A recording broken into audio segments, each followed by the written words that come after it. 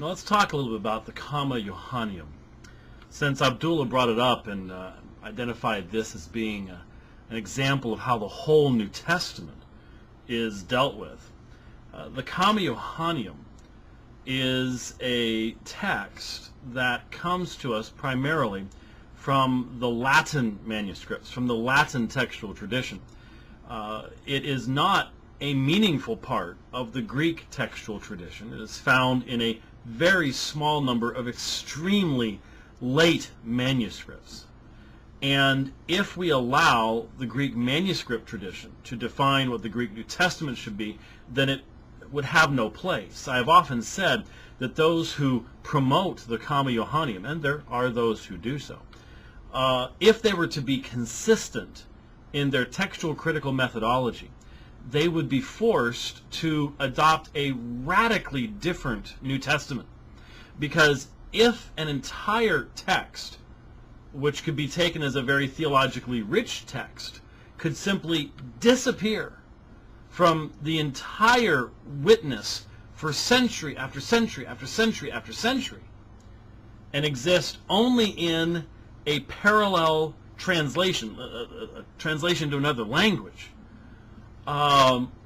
then there are all sorts of texts you'd have to insert into the New Testament. The result would be a wholesale revamping of the New Testament, which would make absolutely positively no sense whatsoever. And so it is not even a serious textual variant in the sense of serious textual variants where there is early witness for more than one reading in a particular text. Those few texts where we have to do serious textual critical study in comparison to the massive number of pages of the New Testament where you simply do not have to do that. So to make it representative of, well, anything, because it's so unusual, demonstrates, again, a massive misrepresentation on the part of Abdullah. Now, the Textus Receptus has a number of texts in it that Erasmus inserted from the Latin Vulgate. And again, the very fact that you recognize he had to insert it, are you not aware that he had already done 2 editions? This shows that there is no single quote-unquote Textus Receptus, because Erasmus's 1st and 2nd editions did not have it. It's inserted in the 3rd.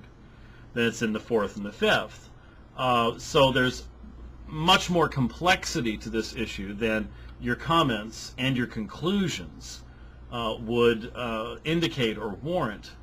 But to say he was forced to put it in, as if Christians need the Comma Johanneum to define or defend the Trinity, again, for someone who has written on the Trinity and taught on the Trinity for years, Abdullah, you're just simply in error. I have never had to use 1 John 5:7 as the foundation for the doctrine of the Trinity in any way, shape, or form. The testimony is clear through so many texts of Scripture that to say that 1,500 years after the time of Christ, people forced Erasmus to put in there to save the Trinity or to teach the Trinity or something. No. Erasmus was an irascible fellow, and he had enemies. And it was very common in that day that if you wanted to basically get someone in trouble, question their orthodoxy. And the easiest way to question their orthodoxy would be to question their orthodoxy on the doctrine of the Trinity. And that's what certain people were doing to Erasmus. And so it really had nothing to do with the idea of Christians loving their doctrines and forcing somebody to rewrite the Bible or something to put it in there. Again, that just, to the person who actually has studied these issues and studied the background and the context, doesn't follow and would indicate that your grasp of these particular things is not very good. And beyond that, it would be very much like someone pointing to the palimpsest manuscripts of the Qur'an that have Ibn Masud readings in them, and demonstrating thereby that you have multiple streams in those earliest manuscripts, and saying, see, since there's that one variant here, then I'm going to make it the standards for everything else, so all the rest of the Qur'an is corrupt. And how would you respond to that? Again, consistently. Because what you're about to say to Jay Smith is, face it, Jay, the Bible is corrupt. And as I said in my first video, if what you mean by corrupt is the Bible contains textual variants, then yes, the Bible is corrupt, and so is the Qur'an. If you're going to be consistent.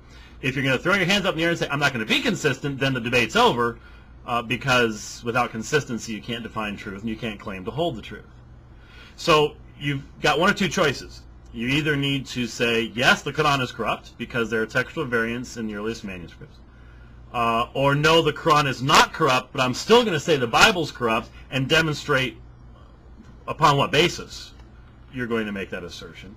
Or you just have to admit, okay, I admit that the term corruption there, as I was using it, was an inappropriate term. However you want to do it, but the facts are the facts.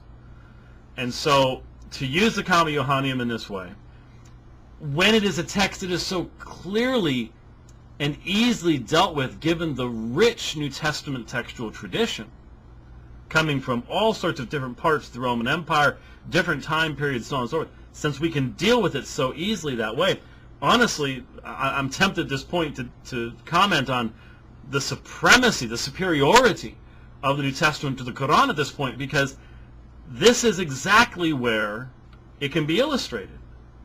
That is, if you accept the Uthmanic revision, if you accept the idea, and actually I do need to address this, because you go into the subject of burning Gospels, and again, it is in reference to Uthman's destruction of the materials used to collate the original Mus'haf, the first Mus'haf that Zayd bin Thabit, Abu Bakr, you put this material together, and then you get rid of the preceding material that was used to create the one ecclesiastical text that is now protected by governmental authority.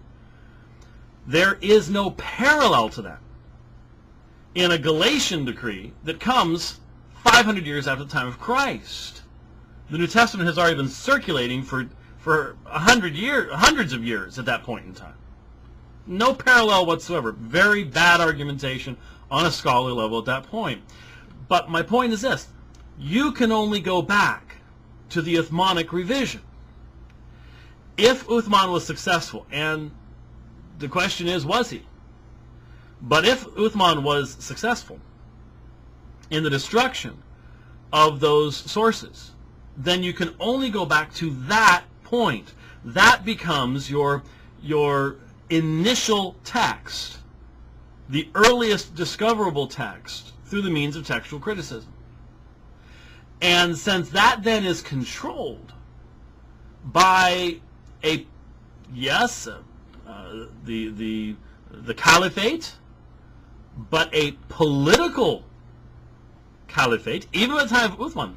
Just look at the Sunni-Shia split. There's already a whole lot of politics involved here. It's still controlled by people who have, shall we say, vested interests in it containing particular theological concepts. And so the question is always there. Is it possible that there are entire sections of the Qur'an that are post-Muhammadan and that were inserted into a controlled text so as to establish certain later theological developments? That can't happen with the New Testament. That you can't say, oh, we inserted the deity of Christ later on. That is not possible, because of the fact that when the New Testament comes into historical expression, it doesn't come in just one form controlled by one group. It's coming from all sorts of different places. It's coming from multiple sources at multiple times, multiple geographical locations. There was no one organization to control it. The Christian church was a persecuted, illegal religion. The Romans are trying to kill Christians They could not control their text, collate their text or anything like that, like Uthman could do. And so this is an issue that I want to develop much further in the future at some point. But I would argue very strongly that the very thing that you like to point to as the evidence of the corruption of the New Testament is in fact the very means by which the superiority of the New Testament to the Qur'an can be demonstrated.